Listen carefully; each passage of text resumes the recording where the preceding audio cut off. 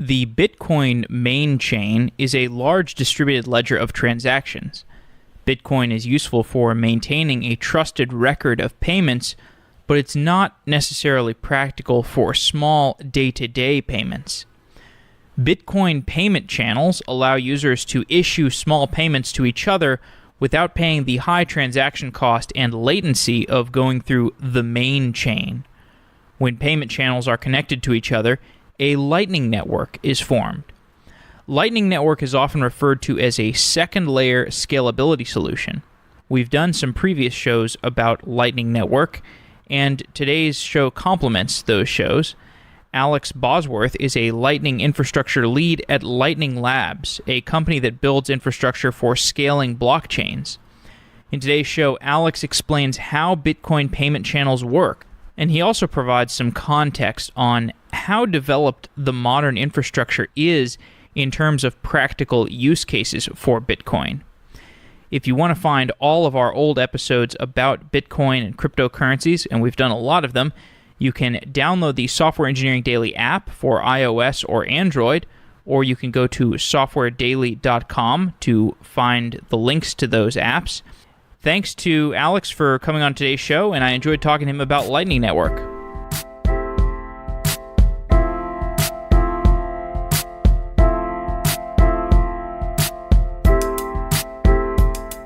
OpenShift is a Kubernetes platform from Red Hat.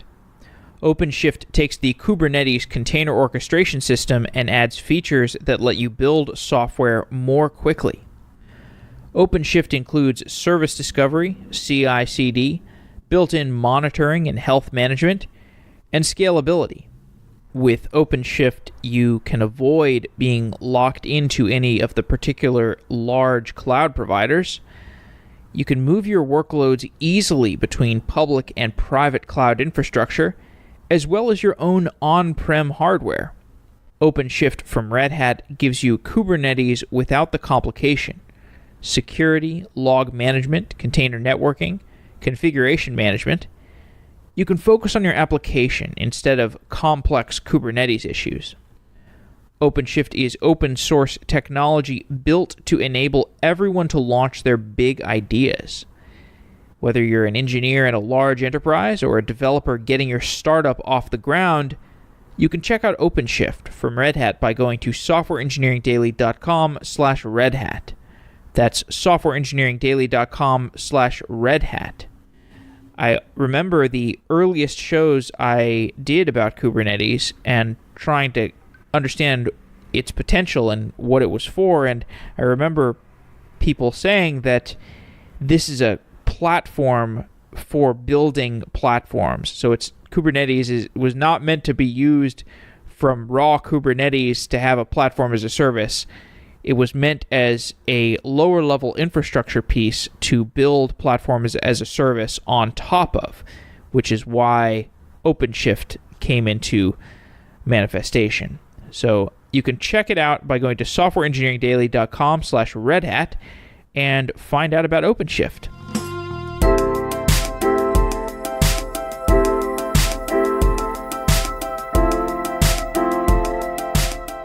Alex Bosworth, you are the infrastructure lead for Lightning at Lightning Labs. Welcome to Software Engineering Daily. Thanks. The first question I have for you is, why doesn't Bitcoin scale in its initial design, the Satoshi white paper design? Why doesn't that design scale? Well, I mean, it depends what you want out of scaling. So if you're just talking about the mission of digital scarcity, then the design scales pretty okay. It's kind of like, this is something that, is a baseline, kind of like a Federal Reserve for the internet that, you can place your trust in, that everybody can audit it. But the problem with, everybody auditing everything is that the more people who join and the more people who audit, it kind of gets out of hand. It's like if you're in a conversation with like 10 people, and then probably everybody can kind of take turns and start talking to each other and listening to each other. But the more people you add, the more it gets out of hand as just everybody's talking and everybody's trying to listen. So there's that fundamental limitation on how much can really be audited and how much you can really publish. You said something there, scarcity. So I think your idea is that Bitcoin represents digital scarcity. What do you mean by digital scarcity? Well, so like the internet is kind of a virtual world, right? It's not connected to our real world very much. Anybody can be anything. And that's kind of a problem for like the digital currency that predated Bitcoin, is just that, anybody could kind of conjure it out of thin air or get rid of it. So it's difficult to build applications and use money when the money can just go away. So using proof of work is how we kind of created this idea of how we could tie virtual currency back into the real world in a way that you can't just manipulate it because it has a real world cost. If Bitcoin did scale, or if some kind of digital scarcity system did scale, what kinds of applications would that give us? How would that change our everyday lives? Well, so the digital scarcity part scales pretty well. It's just that we now need to build kind of like last mile applications on top of that digital scarcity. And so that was already thought ahead of with the programmability of Bitcoin. So, when you send Bitcoins, you're actually sending to like a program. And we've been able to upgrade what you can express in those programs. And based on the programmability of Bitcoin, we can create different solutions based on different things that people want out of using that digital scarcity as kind of like a foundational unit. So like if we wanted to pay every single transaction that we would ever want to do in our entire lives, we can build systems on that, and they can be rooted in the digital scarcity of the blockchain, but they don't have to actually access and manipulate the blockchain in every single transaction. People often think of the main chain of the Bitcoin blockchain as the source of truth. Can we write all of our transactions on this main chain?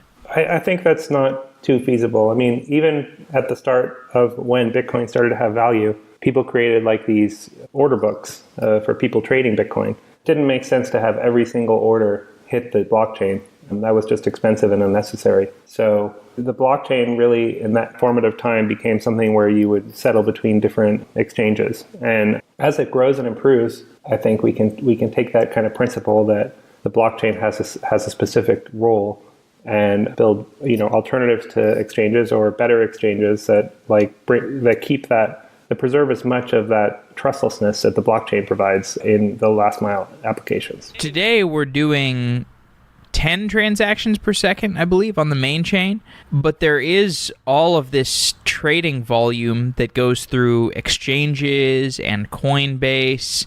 We have some ability to buy and sell Bitcoin and make transactions with Bitcoin at a high rate. How are we avoiding network congestion today? In the beginning of, when these exchanges or when people were writing wallets, the blockchain was kind of like an open field. Like there was just, they didn't have to think about that it was a limited resource. So they programmed their blockchain software in very inefficient ways. So I think a lot of the reason that we've been able to keep growing and not hitting these limits as much as we are is that we can kind of make our systems for going to the blockchain more efficient. So what is the state of the art today for the, if I buy some Bitcoin on Coinbase, for example, how is that purchase of Bitcoin getting written to the main chain? When I buy through centralized infrastructure like Coinbase, how is that making to the main chain? Well, if you buy it on Coinbase and you leave it in a custodial wallet, it won't go to the chain. It will just be dealt with internally by Coinbase. And that's basically how they've always done it. Got it. And if I do choose to make a transaction directly with the Bitcoin network, how expensive is the transaction fee that I'm paying? Well, Coinbase has the opportunity to batch transactions. So it would be less expensive if Coinbase does a withdrawal on your behalf because they can merge it with a lot of other transactions that other people are making. But it would still have a cost. Everybody in the world has to audit this transaction. At the moment, the blockchain fees are pretty low. It can cost, as little as a penny, even for a non-batch transaction. So, it's not too expensive right now, but it could go up. Although, in some sense, a penny for a transaction fee is quite expensive, because if I want to support, let's say I want to support every article I ever read on the internet with a penny, then I'm also going to have to pay a transaction fee of a penny, and that becomes preponderously expensive. Sure. I mean, if you want to scale to, unlimited heights, then you kind of have to think about new systems to support that, other than broadcast to everybody and persist that data on a chain that doesn't ever go away. How important do you feel these kinds of solutions are, like micropayments, this idea of being able to send a penny to somebody across the world? Is this actually an application that matters for us to build? Is it really going to add that much value to the economy? I'm not too sure. I mean, I think it's a market question. So we kind of just have the platform for people to kind of experiment with and build applications on. And if we have this ability to go to micropayments, then possibly somebody will invent something amazing. But I don't think it's like the ability to send, the tiniest of tiny payments is blocking any amazing application today. It's just something that if we add this as a capability, people can think of new ideas to use it for. Before we get into scalability, the actual engineering of it, help me motivate this a little bit more. What would we get out of having a more scalable Bitcoin blockchain? What kinds of applications could be built? What would be exciting about that? Well, it depends what you mean by scalability. So if you mean the blockchain, how can we extend it to support something like a payments rail? Then using something like Lightning, then there's a lot of exciting opportunities because we can start to onboard people who are using it as payments, and we can add it as a platform for building applications that pay each other or pay very rapidly. Even just basic scaling solutions like SegWit, doubling the capacity of the transactions that can make it over the wire, are helpful for just keeping infrastructure growing and making it so that we can smoothly transition into all sorts of different solutions for different problems. Right. So today, for my business, there are so many different situations that I use for paying people, so many different applications I use for paying people. I use Venmo, PayPal, I use payroll stuff. All of these are for different applications. They all have these different fees. And then if I have to transfer money across the world to somebody, I have to use another application for that, and I pay a different fee for that. And even just the application of person-to-person payments, that would be more feasible, more widespread. It'd be easier to build applications for those things. So, but today you're saying I can spend a penny and transfer money to you, Alex. So what's wrong with the situation today? Why doesn't person-to-person payments work today on the Bitcoin blockchain? I'd say today, person-to-person payments work pretty well on the blockchain. It's just that if you went to go build an application and you were thinking down the road about using that same functionality, then you might start to be worried that, is this going to hit some walls in the future? And it would hit some walls. So, billions of people all wanted to use the same resource, and the resource would become expensive. So let's take an example. In, I guess, the end of last year or at the beginning of this year, Stripe stopped working with cryptocurrencies as a means of payment. And I think it ultimately boiled down to the rapid fluctuation in price and something about the network. And I don't know, Stripe is a perfect example because people build applications on top of Stripe. Why did Stripe stop accepting Bitcoin as a means of payment? I didn't follow that exactly, but it's very feasible to me that the volume of payments are just low in Bitcoin. One problem is that, although Bitcoin seems like a big community, actually in reality, out of the world, how many people have Bitcoin and how many of those people want to really actively spend their Bitcoin? I've been a merchant and I accept PayPal and credit cards, from before Bitcoin existed. And then I added Bitcoin as an option. And even, in boom times, even when transaction fees were very, very low, it's just that, and even if I gave, big discounts for people to use Bitcoin, the appeal of spending Bitcoin just for the number of people willing to spend Bitcoin are just low in comparison to other forms of revenue. And I think part of that is the volatility.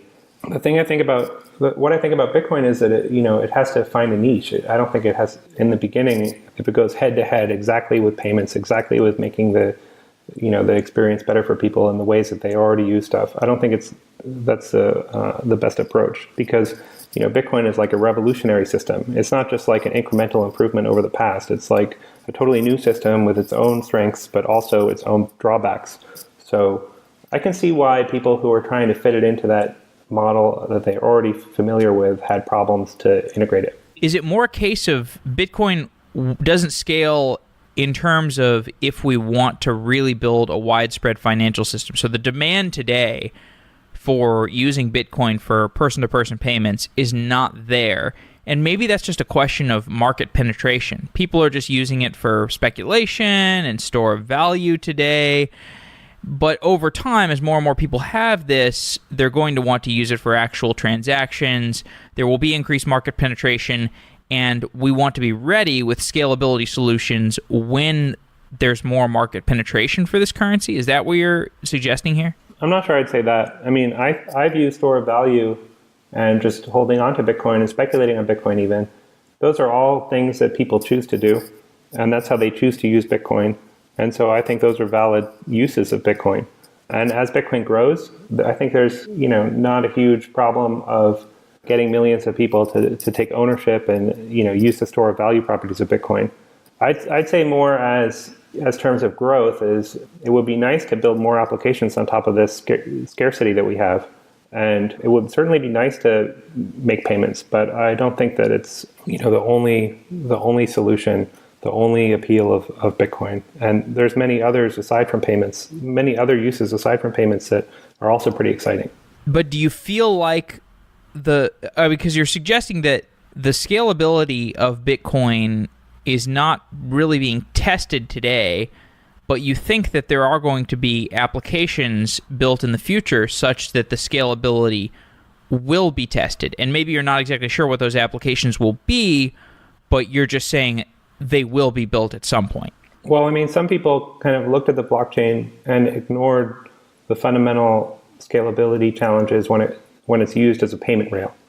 And so some people thought that blockchain should only be about being a payment rail and that all of our transactions should go on this globally shared resource. And I think that was an incorrect perception. And people knew that from day one. The responses to the white paper were that, if this is going to be used for payments, once it gets to be an enormous size, it's going to cost an enormous amount to sync to everybody and have everybody validate.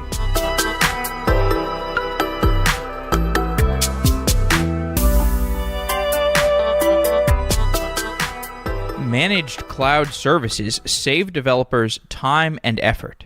Why would you build your own logging platform or CMS or authentication service yourself when a managed tool or API can solve the problem for you? But how do you find the right services to integrate? How do you learn to stitch them together? How do you manage credentials within your teams or your products? Manifold makes your life easier by providing a single workflow to organize your services, connect your integrations, and share them with your team. You can discover the best services for your projects in the Manifold marketplace, or bring your own and manage them all in one dashboard. With services covering authentication, messaging, monitoring, CMS, and more, Manifold will keep you on the cutting edge so you can focus on building your project rather than focusing on problems that have already been solved. I'm a fan of Manifold because it pushes the developer to a higher level of abstraction, which I think can be really productive for allowing you to build and leverage your creativity faster. Once you have the services that you need, you can deliver your configuration to any environment, you can deploy on any cloud, and Manifold is completely free to use. If you head over to manifold.co/sedaily, you will get a coupon code for $10, which you can use to try out any service on the Manifold marketplace. Thanks to Manifold for being a sponsor of Software Engineering Daily, and check out manifold.co/sedaily. Get your $10 credit, shop around, look for cool services that you can use in your next product or project. There is a lot of stuff there, and $10 can take you a long way to trying a lot of different services. So go to manifold.co/sedaily and shop around for tools to be creative. Thanks again to Manifold.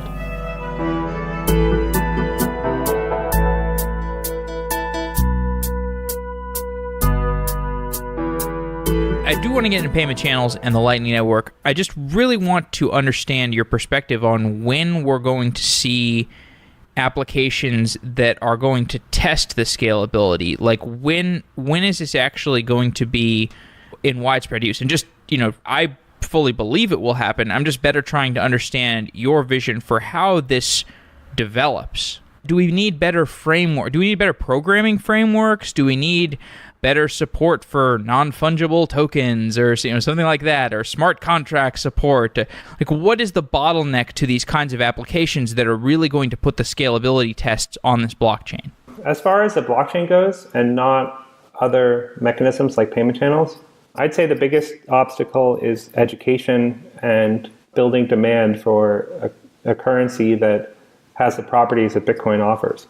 And I think that that's actually happening, that more and more people are learning about Bitcoin and understanding like why it's compelling.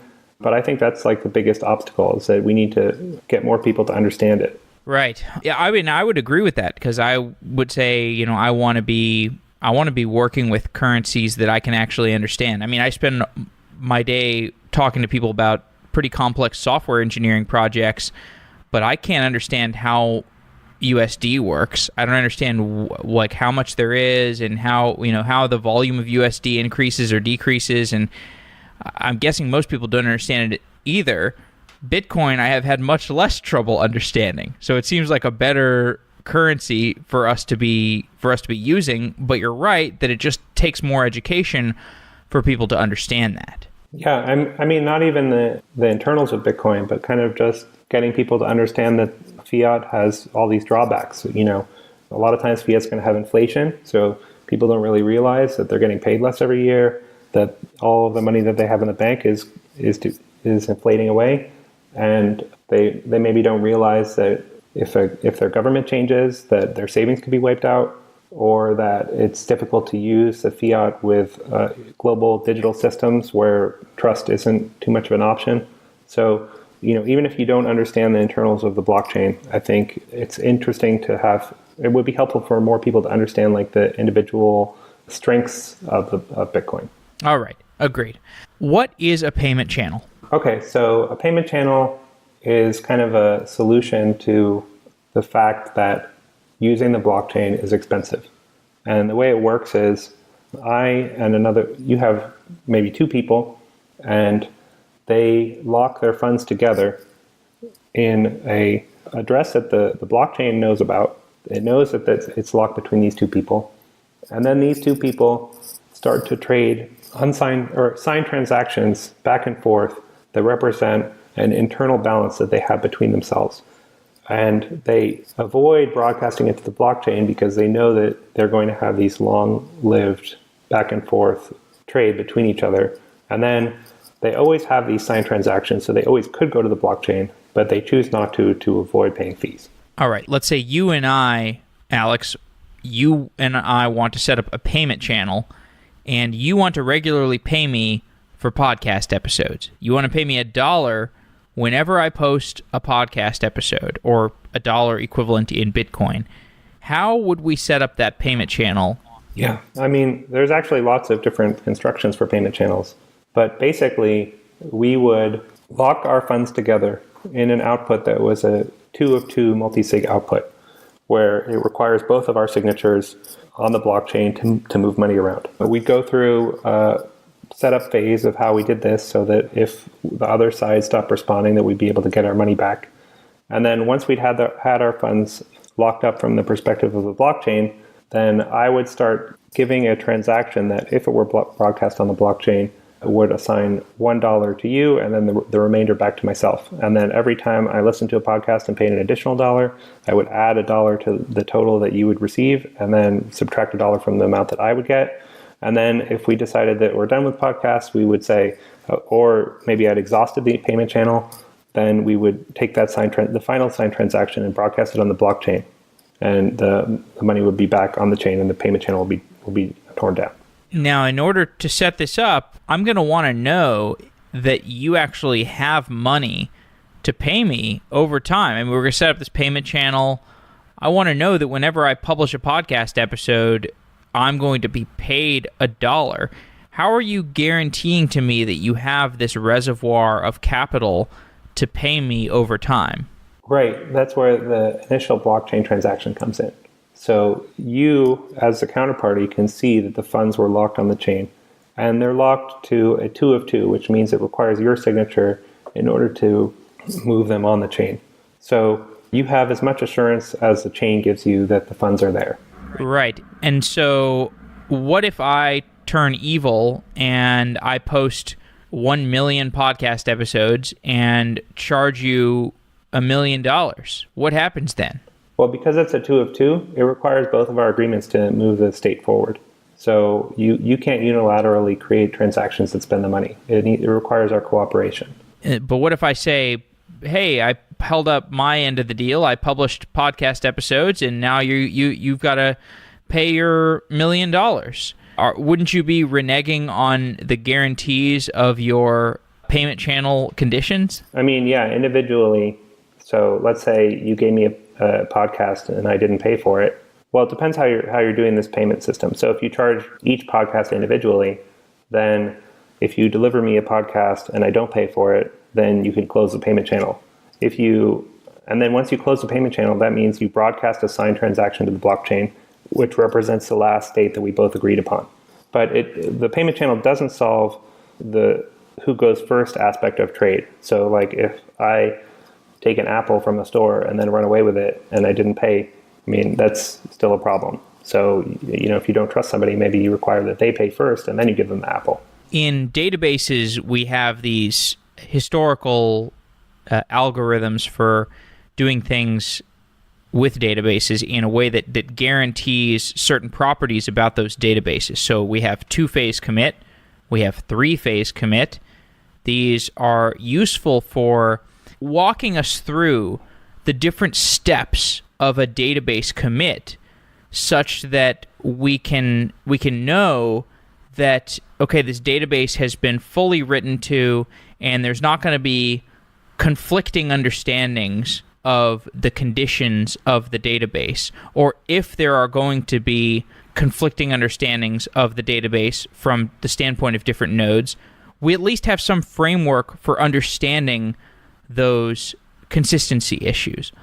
When you think about the process of committing a transaction within a payment channel, what are the different phases and how do we get guarantees around the reliability of a payment channel? Yeah, there's a lot of phases that go into payment channel systems like Lightning. So once you start the payment channel, before you are going to actually lock up your funds, you need to make sure that there's an exit path first. So it actually involves kind of creating multiple transactions where before you're willing to actually deposit the funds in one transaction, you get a signature from your counterparty that can send the funds back to you in the case that there's a problem, maybe they go away.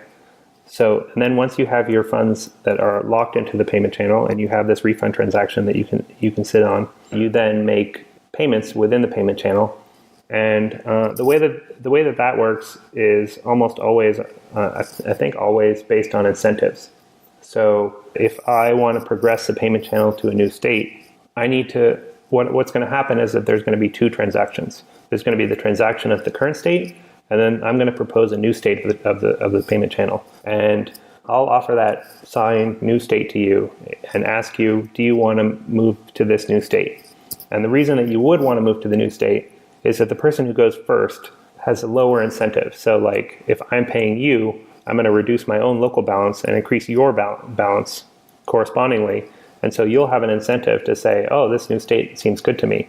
And that also works. So in payment channels, like bidirectional payment channels, but just in general in payment channels, we don't want to have old states broadcast. We want only the current state to be broadcast. And the way that works is also based on incentives. So once we're in Lightning, once we're moving to a new state in the payment channel, we want to say, okay, we have these 2 signed transactions and they're both valid, but I want to give you this guarantee that this old transaction is something that is never going to happen. It's never going to go to the chain. So what I do is I give you a key to that transaction that would allow you to take all the money, so that removes my entire incentive to actually ever broadcast that transaction to the chain. These payment channels, they do not exist on the Bitcoin blockchain. I mean, you make a transaction to the Bitcoin blockchain to initiate them or to close out the account or maybe under some other conditions. But we need servers to host the payment channels and to conduct some transactions through the payment channels, and of course to architect the Lightning Network, which we'll eventually get into. Where do these servers live? Where do these payment channels get written to?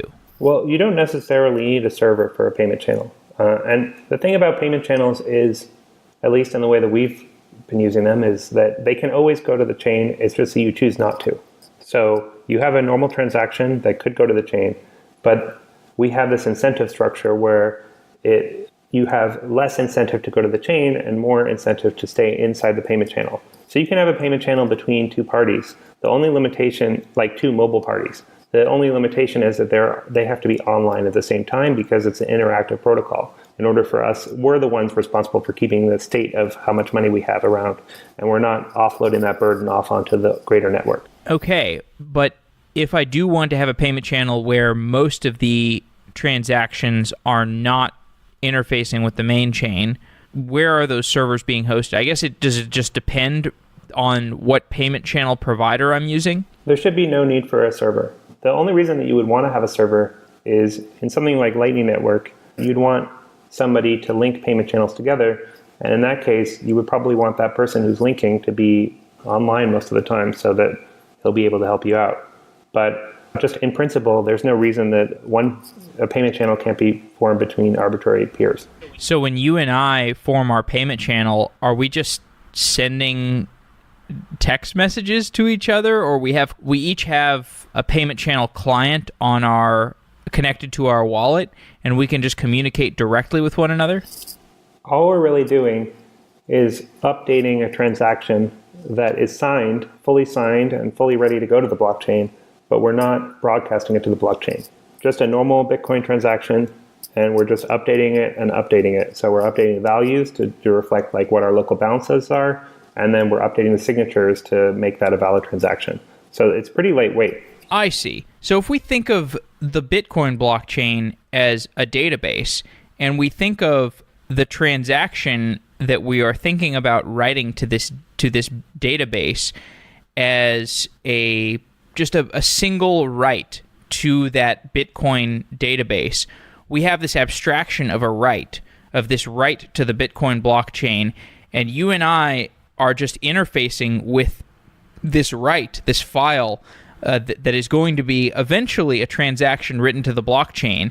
And throughout our payment channel interactions, but you and I, when we're interacting with this payment channel, what we're actually doing is just updating this file that is basically going to be eventually turned into a write to that Bitcoin blockchain. We're just preparing the write for its final state in which it will be committed to the Bitcoin blockchain. Exactly, yeah. So it's kind of like a cache. We don't want to be hitting the database because it's expensive to hit the database. So instead, we are updating our local cache version. And then if something bad happens, like the other party leaves, then we have to go to the database. But otherwise, we can just hit our fast, cheap cache and update it many, many times. If it's just you and I operating on a payment channel, there's a fairly limited set of use cases for this, because this is a situation where one of us could very easily take advantage of the other person, because you're going to have this situation where, okay, I'm buying an apple from you and you're paying me $1, or I'm buying an apple from you, I'm paying you $1 every day. We do this for 5 days in a row, and then on the 6th day, I just take the apple and I don't transfer my $1 to you on the blockchain or on the payment channel. You're just going to, at that point, you're going to be like, okay, I'm closing out the payment channel. I'm done with this, right? That's probably that might be what you would do.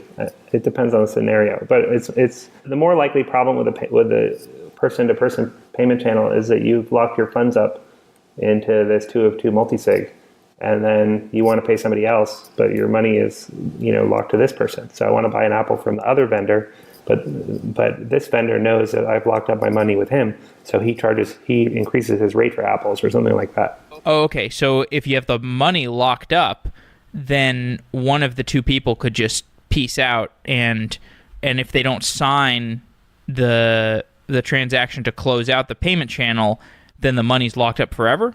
It's not locked up forever, but there's a cost to close the payment channel because you have to pay a blockchain fee. And then there's also a time cost. So it's not the most convenient to lock your money to just random peers if you want to be paying a large set of people, unless you have huge amounts of money that you can just lock money to everybody. Right. So this payment channel is going to be, there is some expiration date on it. When you create it with an expiration date, so that if you and I create a payment channel for, let's say it's $20, and you commit $20 to this payment channel that's going to be locked up, and then I peace out and I never again interact with that payment channel or sign it or anything, eventually a timestamp is going to pass, at which point you can just commit that transaction to the blockchain, even though I'm not going to sign it because the expiration date's passed. There's different types of payment channels. One type of payment channel has like a firm expiration date that says, next year, that's when you get your money back. But there's other types of payment channels where the timer will start ticking after you close the payment channel. So that's represented on the blockchain by this thing called a relative time lock. So once the payment channel is closed and the close is seen on the blockchain, the script says after 1 day passes, then you have unrestricted funds. It really depends. There's different constructions. But generally speaking, there's a time component. Number one, you've got your funds locked with somebody, and there's a time component to just unlock them and process that on the blockchain. And number two, the payment channel scripts enforce these time limitations. And the reason the time limitations are there are in case the other party is broadcasting an older state where it's beneficial to them, then you need to have some time to broadcast the correct state so that you can get the correct balance deposited to your account. Okay, we've talked about payment channels in theory. Let's talk about them in a little more practice. So I believe there is an app, a smartphone app for Lightning. The company, is that correct? There's like a Bitcoin wallet app that is payment channel Lightning Network enabled for Lightning. Is that correct? There's a number of apps. If you're talking about Android, there's like an Android app called Eclair, and there's another Android app called BLW. And both of those allow mainnet Lightning Network payment channels. And BLW allows send receive, and Eclair is send only. If I set up one of these payment channels from a smartphone app, what does that do? What's going to happen? What's the flow of communication from the smartphone app to the blockchain? Is there some application server somewhere, some centralized piece of infrastructure, or is it all dealing with just the main chain? It can be completely between two parties. So one BLW person can connect directly to the other BLW person. It does require that you have blockchain funds. So they also have like normal Bitcoin wallets in them that manage those normal Bitcoin funds. And then what happens is, just like in a normal payment channel, we negotiate the creation of this channel. We say, okay, we're going to put in this amount of money. And then before we actually put in the money, we get a refund transaction that's also signed to make sure that if the other party goes away, that we can get the money back at a future point. And then once the funds are locked on the blockchain into that multi-sig output, then each client does what I talked about before. They start changing the signed transaction to increase or decrease the balances, who gets what money if the channel closes.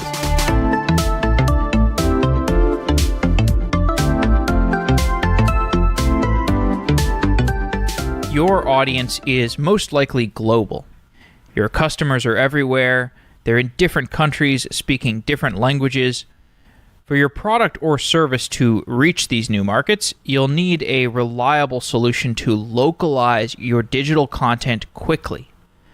TransFX is a SaaS-based localization and translation platform that easily integrates with your agile development process. Your software, your websites, your games, apps, video subtitles, and more can all be translated with TransFX. You can use TransFX with in-house translation teams, language service providers. You can even crowdsource your translations. If you're a developer who is ready to reach a global audience, check out TransFX. You can visit transfx.com/sedaily and sign up for a free 15-day trial. With TransFX, source content and translations are automatically synced to a global content repository that's accessible at any time. translators work on live content within the development cycle, eliminating the need for freezes or batched translations.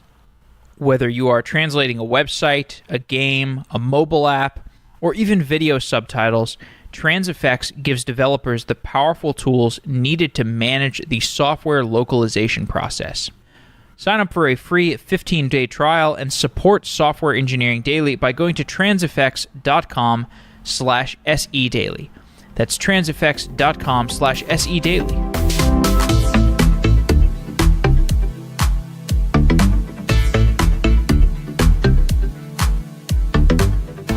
We've talked about payment channels in some detail here.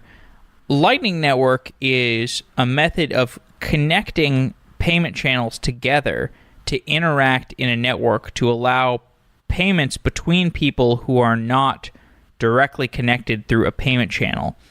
Describe some of the applications of a Lightning Network. Yeah, I mean, actually, I'm a fan of just a standard payment channel. A lot of application of the blockchain is paying repeatedly the same person over and over and over again. And in that case, a payment channel works pretty well because you can easily get a 10x efficiency. Because instead of paying you every day from the perspective of the blockchain, I'll pay you every time payment channel closes from the perspective of the blockchain. But it does run into problems when you want to maximize the efficiency of your capital.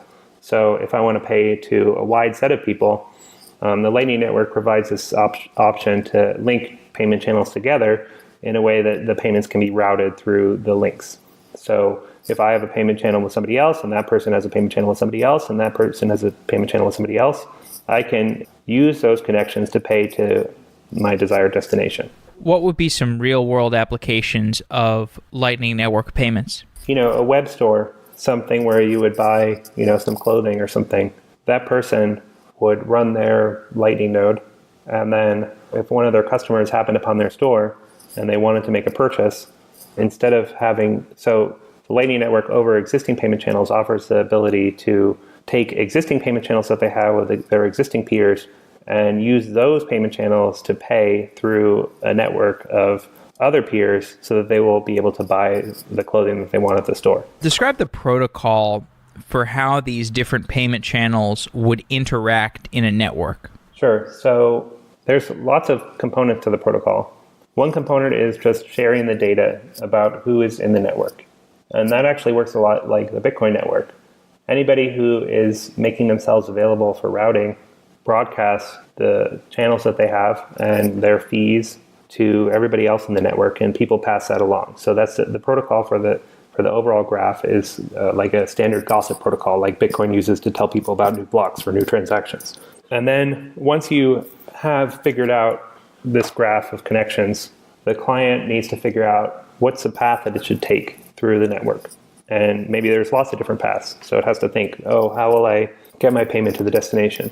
Once it thinks about some paths that it wants to take, it uses this thing called onion routing, which means that it takes instructions about how to get to its final destination, and it encrypts them into layers so that each individual node doesn't know the entire path.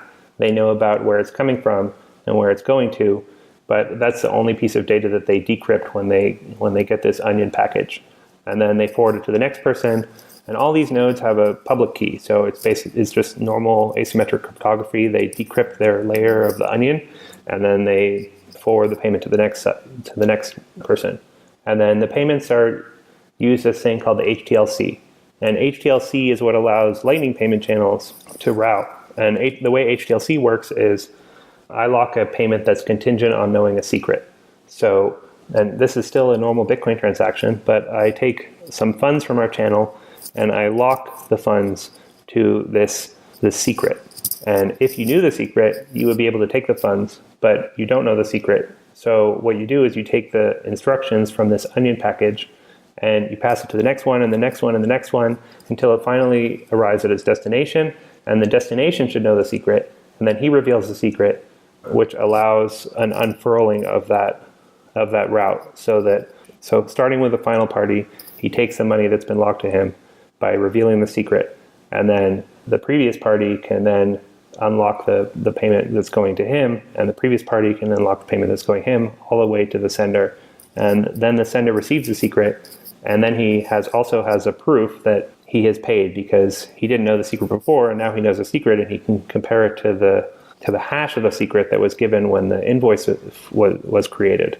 So he knows that the final destination, even without directly connecting and talking to the final destination, he knows that the final destination received the payment.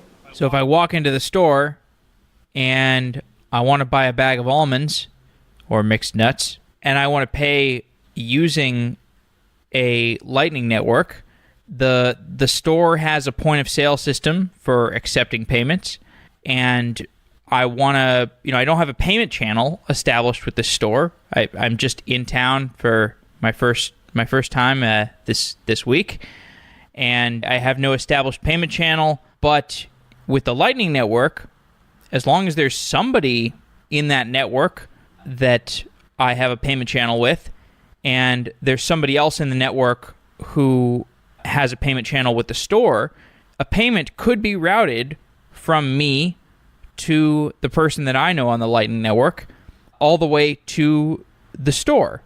And if the point of sale system is integrated with this Lightning Network, me and the store can have a transaction. Is that correct? Exactly.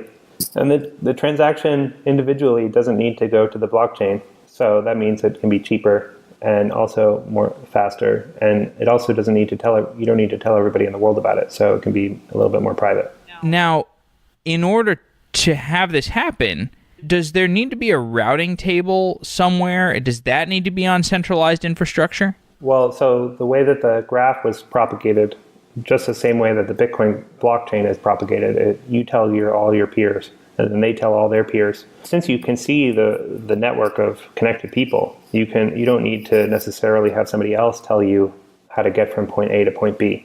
You could do that if you wanted to. So if you wanted to create, your own server that somebody could ask you, how do I get from here to there? That server could give you the answer to that, but it's not a requirement of the network.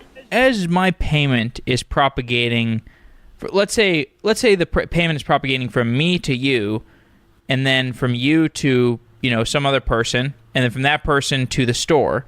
That's the Lightning Network. You and I already have this payment channel that we've established, and so I can start off by transferring to you. As the payment propagates through the network, are those different network hops, are those like atomic payments, or does the entire payment need to propagate through the network before the transaction is committed to each of the payment channels along the way? So it uses the system that I was talking about before. So it only needs to update the people who are involved with that overall transaction.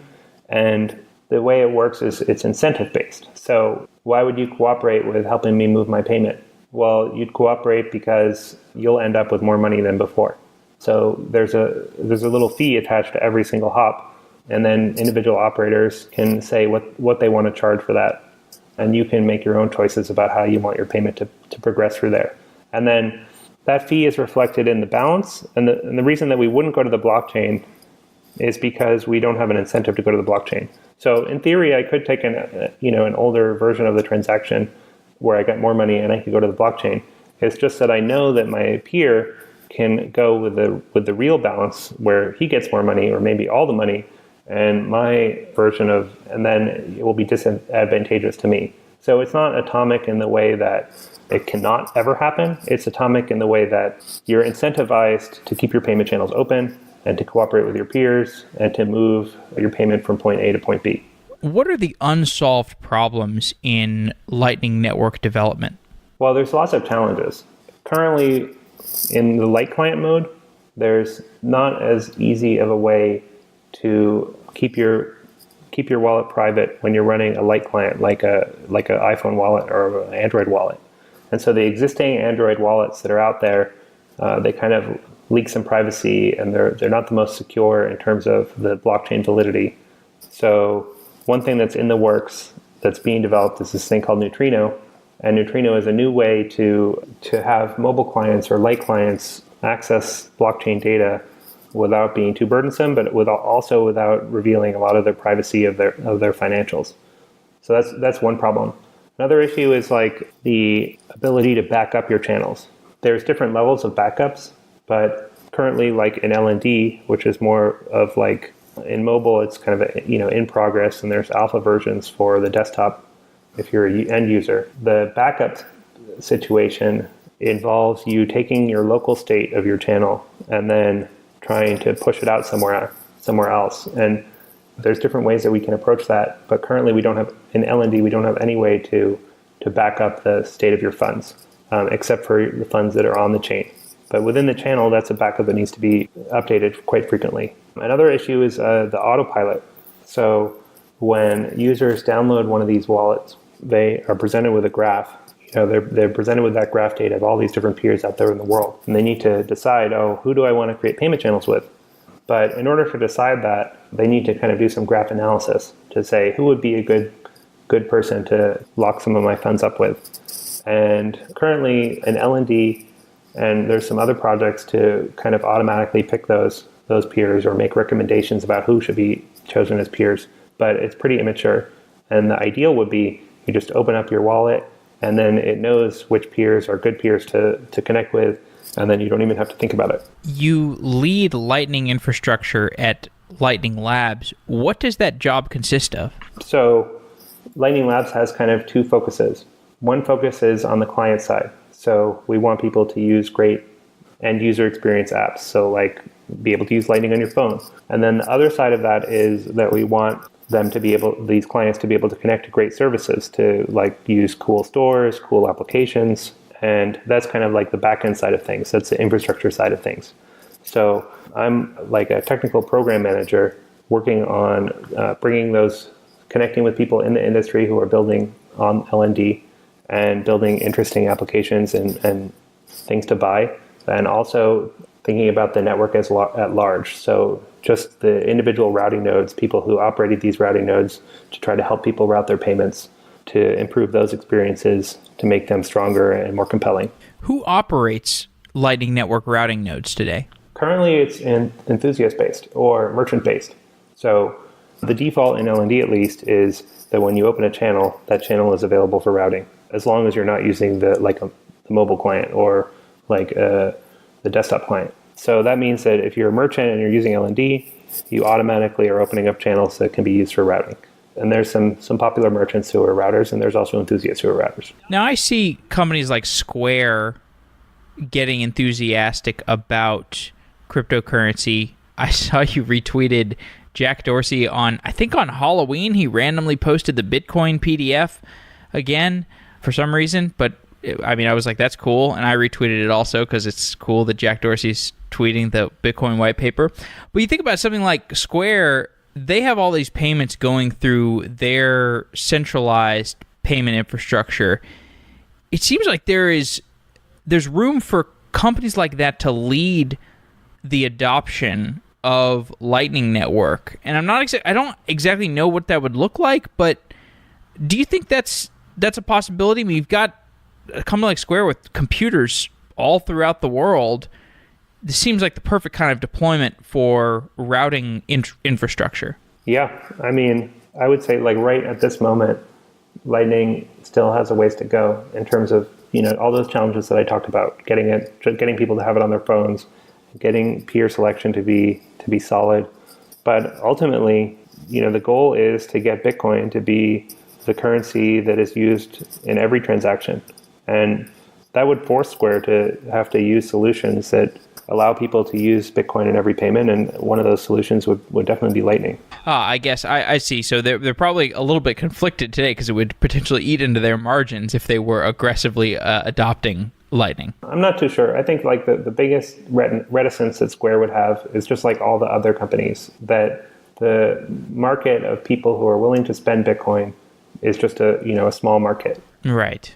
So what are the engineering problems that you're most focused on solving today? The biggest one for me is thinking about improving the quality of the routing network. We have all these enthusiasts, all these people who are just turning on their computers.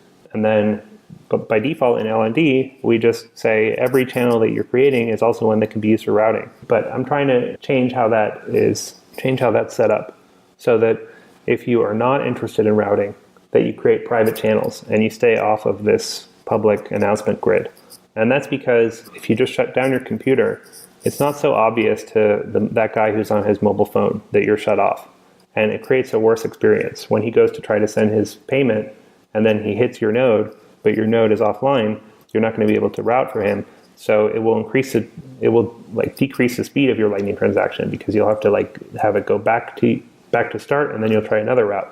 So at this very moment, that's one thing that I'm working on, is to try to change it so that the set of public channels in this gossip network of all of the different nodes out there in the world, I want to make that into a robust network and give people also incentives and tools for how they can improve their nodes. What's the business model for Lightning Labs? I'm not sure there is something that I can really talk about in terms of the business model. You'd probably be better to ask Elizabeth Stark. I think, in broad strokes, though, Lightning Labs is devoted to Lightning, right? I mean, that's in the name, that's in my title. So our first priority is making sure that Lightning is a success, that we are onboarding tons of users, and that we're progressing the state of the technology to one where we can start to get people like Square on board. Do you consider yourself, I shouldn't use this term, I'm using it as shorthand, not as a tribalistic term, but do you consider yourself a Bitcoin maximalist? Or to what degree do you consider Bitcoin to be perhaps better engineered, or at least the infrastructure of it is better engineered than other currencies today? I mean, I'm sympathetic to Bitcoin maximalism because I don't think it's controversial that if you look out in the universe of tokens, that it's very easy to spot tokens that are just contrived, and that there's maybe millions or billions of dollars being spent on things that make no sense at all. I do believe that we can create more interesting token ideas, and that also that, my thinking for Bitcoin is that it's like a currency, but I feel like there can be other digital assets that aren't necessarily a currency, but have some value, and that people can speculate on them or can hold them if they want. And also, I'm sympathetic to people who just have their own personal desires about what they want to spend their money on. So, I'm personally not invested in all these other tokens. I have Bitcoin, for me, is the only one that I think is one that I want to hold personally. But I wouldn't say Bitcoin is the alpha and the omega. There's other, hopefully this is opening a universe of other applications, and one of those applications is creating tokens. We had a show recently about lowering the block propagation time through a blockchain distribution network. This was a show with Bloxroute. Bloxroute's a company with some great Bitcoin engineering theorists. What do you think about this approach of using a blockchain distribution network to lower the block propagation time? I'm not hugely interested in it, just for the reason that there's very limited returns to be had in the overall design. So the design of the blockchain is that everybody receives everything. And even if the people receive everything a bit faster than they do now, I mean, that is good, right? There's no question that operating more efficiently is good. It's just that it doesn't help you too much to get to the root of the problem, which is that people have limited bandwidth and people have limited computing ability. And the more and more and more that you have the burden that you push on them as having to sync this global blockchain, the more expensive it becomes for them to do validation that kind of underpins the whole network scarcity concept. Well, Alex, thanks for coming on the show. It's been really great talking to you. And if you have suggestions for other people I should interview, this is a topic I would like to cover in more depth, and I know we kind of just scratched the surface, but there's plenty of time left in the ensuing years before I think people will have enough information about this. So I'd love to do more shows in the future. For sure. Thanks for talking to me. For all of the advances in data science and machine learning over the last few years, most teams are still stuck trying to deploy their machine learning models manually. That is tedious, it's resource intensive, and it often ends in various forms of failure. The Algorithmia AI layer deploys your models automatically in minutes, empowering data scientists and machine learning engineers to productionize their work with ease. Algorithmia's AI tooling optimizes hardware usage and GPU acceleration and works with all popular languages and frameworks. Deploy ML models the smart way and head to algorithmia.com to get started and upload your pre-trained models. If you use the code SWEDaily, they will give you 50,000 credits free, which is pretty sweet. That's code SWEDaily. The expert engineers at Algorithmia are always available to help your team successfully deploy your models to production with the AI layer tooling. And you can also listen to a couple episodes I've done with the CEO of Algorithmia if you want to hear more about their pretty sweet set of software platforms. Go to algorithmia.com and use the code SWEDaily to try it out. Or, of course, listen to those episodes. Wow.